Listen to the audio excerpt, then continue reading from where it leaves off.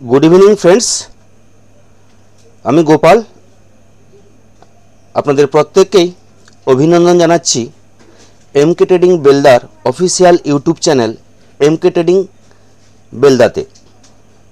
আজ 23 September নিফটির expiry ছিল। তো এক্সপায়ারিতে আমরা নিফটির মুভমেন্ট দেখেছি, বোথ সাইড মুভমেন্ট দেখেছি এবং বলতে গেলে একটা ডাউনের দিকে ট্রেড আমরা দেখতে পেয়েছি নিফটিতে।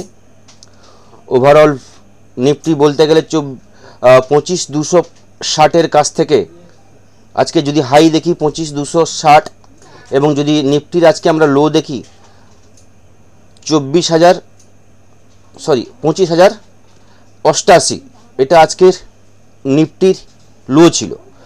ওভারঅল 32 পয়েন্ট নেগেটিভ ক্লোজিং দিয়েছে। Bank Nifty 225 point positive closing দেখতে পেয়েছি। নিফটির তুলনায় ব্যাঙ্ক নিফটি পজিটিভ ট্রেন্ডে আজকে মুভমেন্ট করেছে, কারণ ব্যাংকিং সেক্টরে মুভমেন্ট ছিল। নিফটিতে ফলের কারণ হচ্ছে H1B যে ভিসা, তার যে নিউজ, তার যে এফেক্ট মার্কেটে একটা প্যানিক সিচুয়েশান তৈরি করেছে, তার কারণে আইটি সেক্টরে ফল দেখতে পেয়েছি। আইটি সেক্টরের ফলের কারণে নিফটিতে আজকে ডাউনের ট্রেড বা ডাউনফল আমরা দেখতে পেলাম। কালকে বুধবার 24 সেপ্টেম্বর কিভাবে ট্রেডিং স্ট্র্যাটেজি তৈরি করব, কিভাবে ট্রেডিং প্ল্যান হবে, এই নিয়ে বিশদে আলোচনা করব। তো আলোচনায় যাওয়ার আগে প্রত্যেককেই আপনাদের দেখিয়ে রাখবো, এটা এমকে ট্রেডিংয়ের ডিসক্লেমার ভালোভাবে পড়ে নিন, কারণ এমকে ট্রেডিং অথবা আমি আপনাদেরকে বাই বা সেলের রেকমেন্ডেশন দেই না। এখানে ভিডিওতে যা কিছু ইনফরমেশান টোটালটাই কিন্তু এডুকেশান এবং লার্নিং পারপাসের জন্য। এরপর বলবো, যারা আমার ভিডিও কন্টিনিউ দেখছেন এবং এখনও আমাদের ইউটিউব চ্যানেলটাকে সাবস্ক্রাইব করেননি, প্রত্যেকেই বলবো সাবস্ক্রাইব করে নিন এমকে ট্রেডিং বেলদা। সাবস্ক্রাইব করার পর বেল আইকনে গিয়ে অলে ক্লিক করবেন, যাতে এমকে ট্রেডিংয়ের পক্ষ থেকে যা কিছু ইনফরমেশান, যা কিছু ভিডিও আপলোড হবে আপনার নোটিফিকেশানে কিন্তু ফার্স্ট আপনার কাছেই আসবে। এবং যারা এমকে ট্রেডিং বেলদার ফেসবুক পেজ এখনও ফলো করেননি, প্রত্যেককেই রিকোয়েস্ট করব এমকে ট্রেডিং বেলদার ফেসবুক পেজটা ফলো করুন, লাইক করুন এবং প্রত্যেককেই বলবো ইউটিউব চ্যানেল এবং ফেসবুক যে পেজ প্রত্যেকেই শেয়ার করতে কিন্তু ভুলবেন না। এবার যদি নিফটির অ্যানালাইসিসে আসি, নিফটি যে ক্লোজিং দিয়েছে 25,169, নিফটি যদি আমরা ক্লোজিং দেখি এবং বলতে গেলে নিফটি আজকে যে জায়গায় ক্লোজিং দিয়েছে 25,260 আজকের নিফটির হাই এবং 25,088 আজকে হচ্ছে নিফটির লো। ওভারঅল মিডিল জায়গায় ক্লোজিং দিয়েছে, যেখানে আমরা প্রায় 100 পয়েন্টের কাছাকাছি, 100 পয়েন্টের উপরেও নিফটিকে আজকে নেগেটিভ ট্রেন্ডে যেতে দেখেছিলাম। 25,083 আজকে যদি লো দেখি 25,084 আজকের লো, সেখান থেকে একটা বাউন্স আমরা দেখতে পেয়েছি প্রায় 11:15 পর থেকে, এবং যেখানে 250 লেভেলটাও একবার টাচ করেছিল আজকে, মানে আজকে মর্নিংয়ের যে হাই ছিল সেই হাইটাকে টাচ করেছিল, কিন্তু সেই হাইয়ের উপরেই নিফটি ট্রেড করতে পারেনি। এবার কালকে যদি আমরা ট্রেডিংয়ে প্ল্যান করি তাহলে বলবো নিফটি যে জায়গায় ক্লোজিং দিয়েছে 25,169 ক্লোজিং এসছে, এভারেজ ক্লোজিং এসছে। 25,200 উপরে নিফটিতে কিন্তু ট্রেড করা যায় আপ ট্রেন্ডের জন্য। 25,200 উপরে নিফটি যদি ট্রেড করা শুরু করে সেখান থেকে কিন্তু একটা পজিটিভ মুভমেন্ট বা পজিটিভ ট্রেড আমরা নিতে পারবো।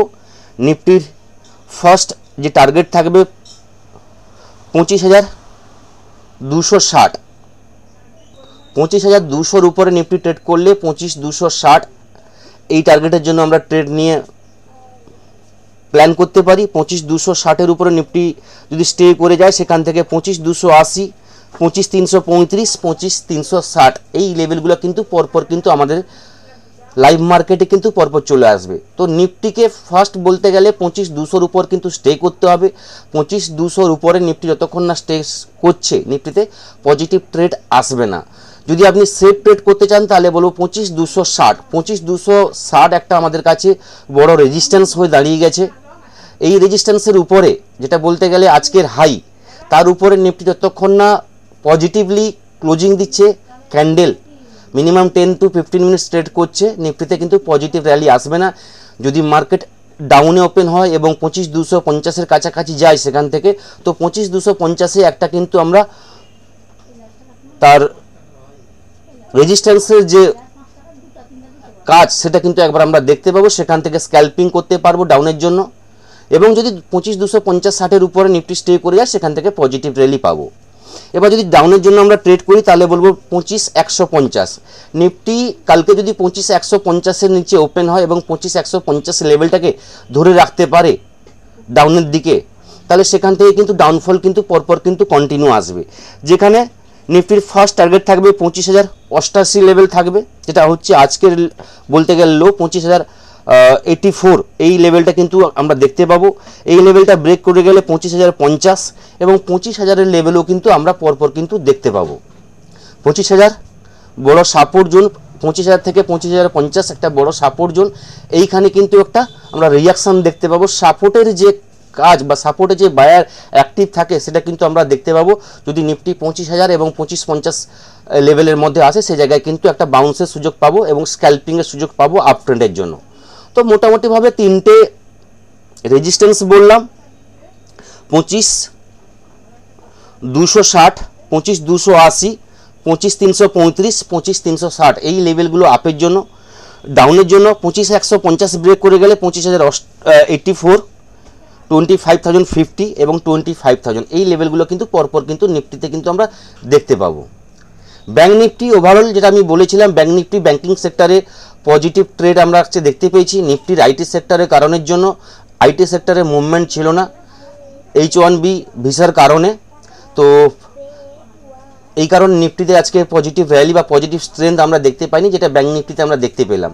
ওভারঅল ব্যাঙ্ক নিফটি একটা ভালো জায়গায় ক্লোজিং দিয়েছে, 225 পয়েন্ট পজিটিভে ক্লোজিং দিয়েছে। ব্যাঙ্ক নিফটি যেখানে ক্লোজিং দিয়েছে বলতে গেলে 55,509-এ ব্যাঙ্ক নিফটি ক্লোজিং দিয়েছে। তো 55,580 এর উপরে যদি ব্যাঙ্ক নিফটি কালকে ট্রেড করা শুরু করে, এখান থেকে কিন্তু একটা পজিটিভ মুভমেন্ট আমরা এক্সপেক্ট করতে পারি বা একটা পজিটিভ ট্রেডের জন্য ট্রেড নিতে পারি। যেখানে ফার্স্ট টার্গেট থাকবে 55,660, সেকেন্ড টার্গেট থাকবে 55,750 লেভেল আমাদের কাছে চলে আসবে। 55,750 যদি লেভেলটা ব্রেক করে যায় তাহলে কিন্তু 55,810 এবং 56,000 লেভেলের জন্য কিন্তু পরপর কিন্তু আমরা ট্রেড নেব। ওভারঅল 55,600-র উপরে যদি ব্যাঙ্ক নিফটি ট্রেড করে সেখান থেকে কিন্তু পজিটিভ মুভমেন্ট আসবে। যদি আমরা স্ক্যাল্পিং করতে চাই তাহলে 55,580-র উপরে কিন্তু ট্রেড আমরা নিতে পারি সামান্য কিছু পরিমাণ রিস্ক নিয়ে। যদি ডাউনের জন্য ট্রেড নিই 55,475, 55,475 যদি লেভেলটা মানে বলতে গেলে আজকে যে লাস্ট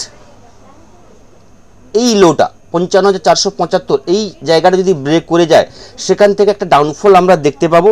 যেখানে বলতে গেলে 55,380, 55,210 এই লেভেলগুলো কিন্তু পরপর চলে আসবে। 55,200 একটা বড় সাপোর্ট জোন ব্যাঙ্ক নিফটির কাছে।